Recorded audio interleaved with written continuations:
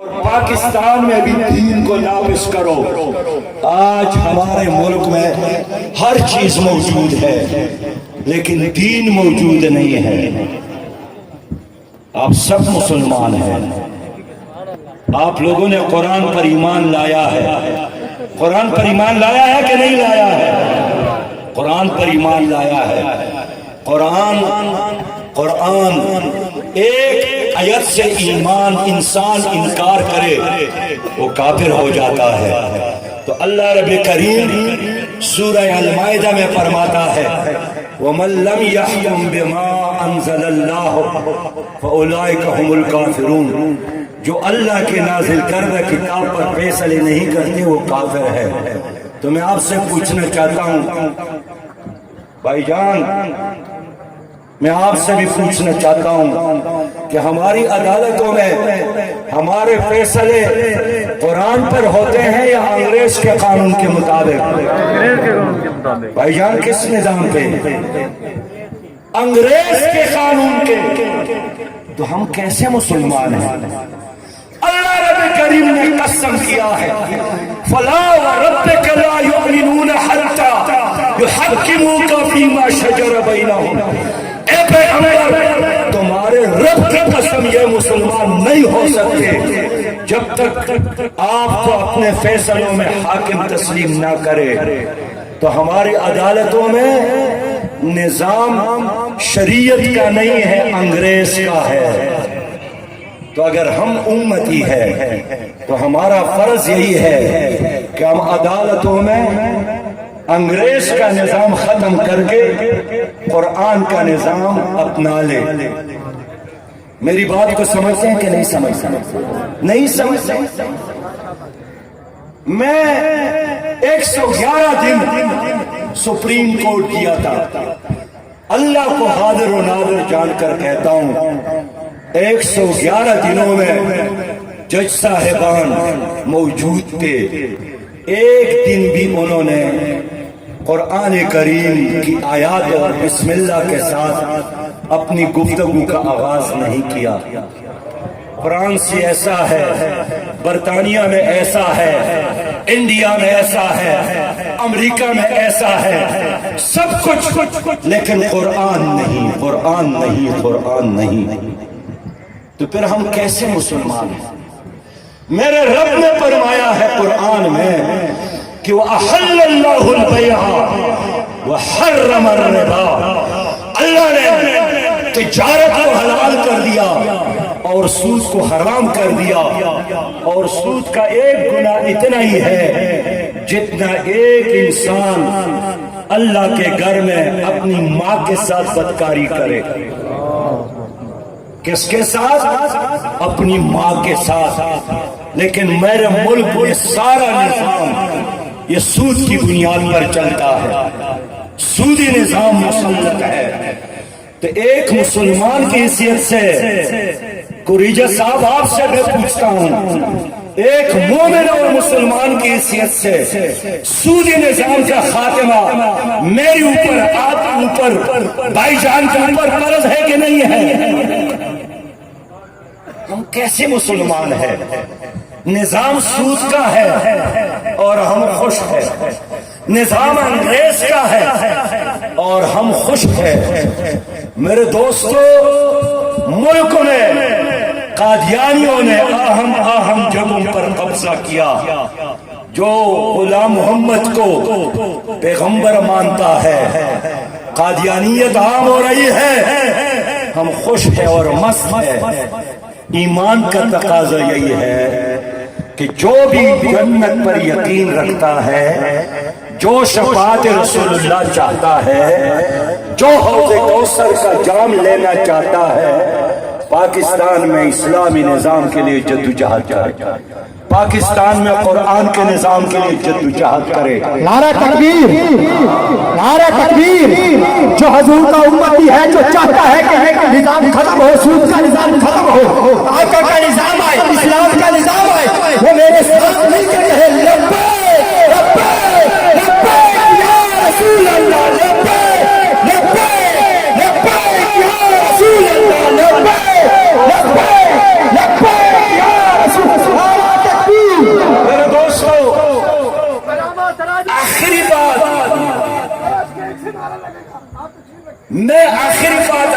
کرنا چاہتا ہوں کہ ابھی محرم کا مہینہ ہے. کون سا مہینہ ہے؟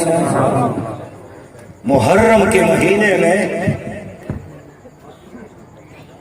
امام حسین رضی اللہ تعالیٰ عنہ 10 محرم کو شہید کیے گئے.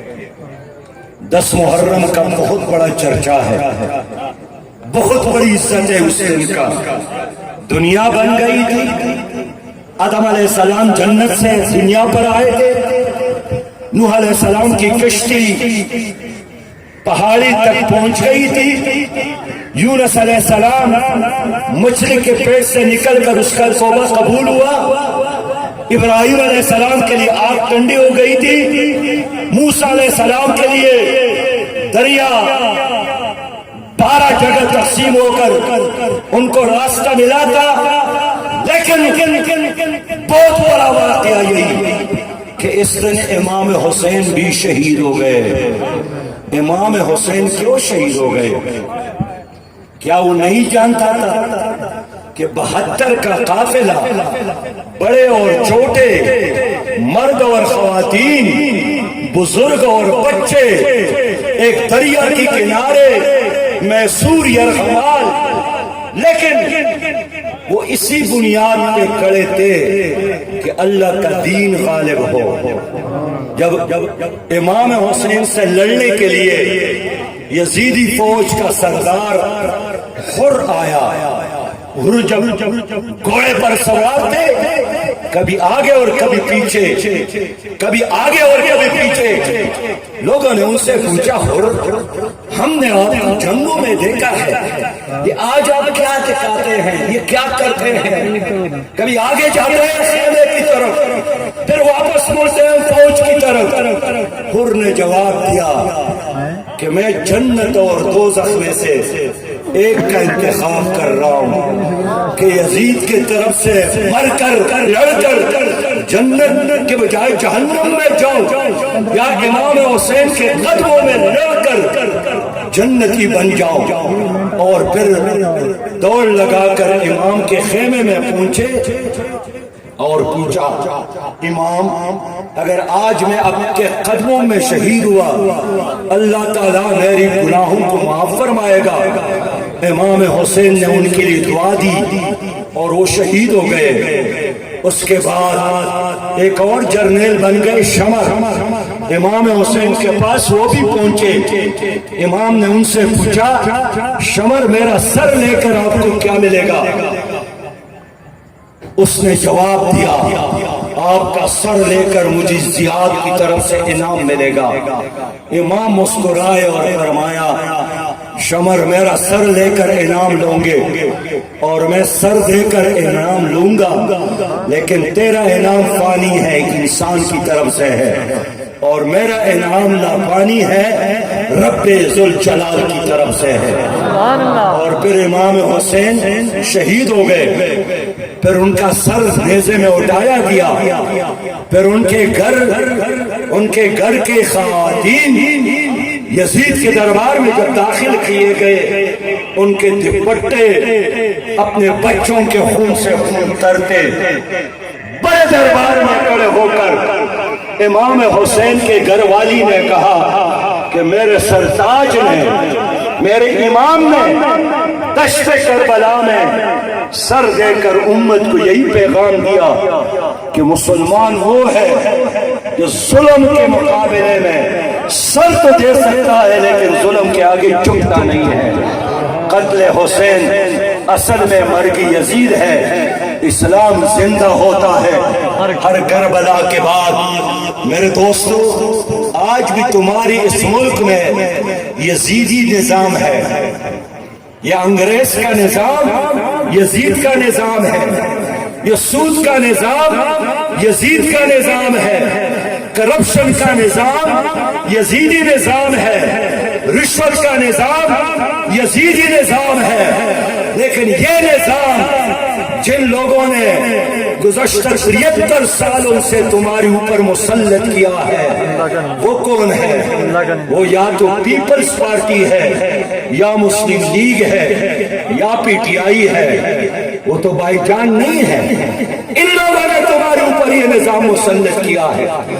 تو اگر میں یہ بات کر لوں کہ آج آپ مسلمانوں سے پوچھنا یہی ہے کہ کوفہ کے لوگوں کی طرح، کوفہ کے منافقین کی طرح، جن کے دل امام حسین کے ساتھ لیکن ان کی تلواریں یزید کے ساتھ، اس طرح نہ بننا کہ دل میں تو یا رسول اللہ کی بات کرتے ہیں اور ووٹ ظالموں کو دیتے ہیں، ووٹ ظلم کے علمبرداروں کو دیتے ہیں، ووٹ انگریز کے یاروں کو دیتے ہیں، سودخوروں کو دیتے ہیں، کرپ مافیا کو دیتے ہیں، لینڈ مافیا کو، ڈرگ مافیا کو، شوگر مافیا کو، جنہوں نے آپ کو غلام بنایا، جنہوں نے آپ کے آئندہ نسلوں کو بھی تباہ کیا، جنہوں نے آپ کے پاکستان کو بھی دو حصوں میں تقسیم کیا، جن کی وجہ سے آج سپریم کورٹ کے چیف جسٹس کے ہاتھ میں قرآن حکیم کی بجائے انگریز کا کتاب ہے، جس میں غریب اور امیر، جس میں کالا اور گورا برابر نہیں ہے۔ میرے دوستو، میں اس لیے آپ سے پوچھنا چاہتا ہوں کہ میرے نبی نے فرمایا من مشمع ظالمین، جس نے ظالم کا ساتھ دیا لیقویہ، کہ ظالم اور مضبوط ہو جائے، وہو یعلم انہ ظالم، اور جانتا تھا کہ یہ آدمی ظالم ہے، فقد خرج من الاسلام، یہ تو اسلام سے خارج ہو گیا۔ تو لوگوں، آپ اور ہم ہیں، کہتے ہیں کہ آدمی چور ہے لیکن ان کو ووٹ دینا مجبوری ہے، آدمی ڈاکو ہے لیکن ساتھ دینا ہے، آدمی نے پاکستان کو لوٹا ہے لیکن ساتھ دینا ہے۔ یہ تو اہل کوفہ کی طرح کام ہوا نا جی، کہ دل میں محمد مصطفیٰ اور تلوار مصطفیٰ کی دشمنوں کے ساتھ۔ میں اس لیے آپ سے پوچھنا چاہتا ہوں، پاکستان کے لوگوں نے کیا اس پارٹی کو ووٹ نہیں دیا جس پارٹی کے دور اقتدار میں ممتاز قادری کو رات کے اندھیروں میں پھانسی دی گئی؟